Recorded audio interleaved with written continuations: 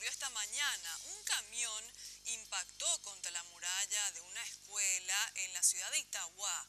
Este camión produjo la caída de un muro que a su vez cayó sobre 3 estudiantes, quienes por fortuna no sufrieron heridas de gravedad. Así quedó una de las entradas de la escuela 707 de Itagua, luego de que este camión que llevaba la leche para la merienda escolar impactara contra el pilar del muro. El derrumbe alcanzó a 3 alumnos de 7, 9 y 15 años.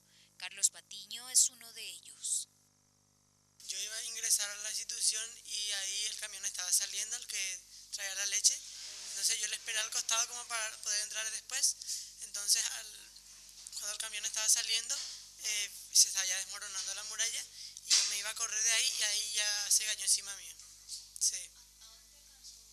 Y la mayor parte acá en la cabeza es lo que me lastimó más. 2 de los pequeños continúan en el Hospital Nacional de Itagua, pero según los médicos están fuera de peligro. Por su parte, los padres de los alumnos cuestionaron los horarios de entrega de estos productos. Lo que queremos nomás es, por ejemplo, que eviten, por ejemplo, a la hora de la entrada, la salida, por ejemplo, que metan los camiones para hacer ese tipo de cosas, ¿verdad? De descargar ahí, que estén maniobrando mientras los chicos están adentro, ¿verdad? Porque era la hora de la entrada. Eso es lo único que nosotros, porque sí, una hija de 8 años, podía ser mi hija, podía ser el hijo de cualquiera. Eso es lo que más nos duele de repente, que justo a la hora de la entrada ellos estaban ahí descargando la leche.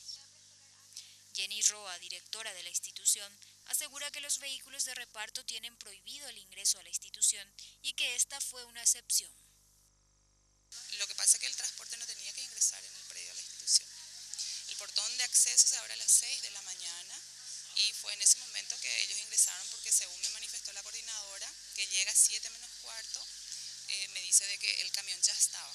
Yo le pregunto al señor y me dice, sí, profe, pasa que tenemos mucha leche que repartir y se nos está atrasando. Desde el Ministerio de Educación ya abrieron una investigación al respecto e indicaron que la empresa encargada de transportar los alimentos se hará cargo de los gastos por daños ocasionados. El conductor del vehículo quedó detenido en la comisaría sexta de Itagua.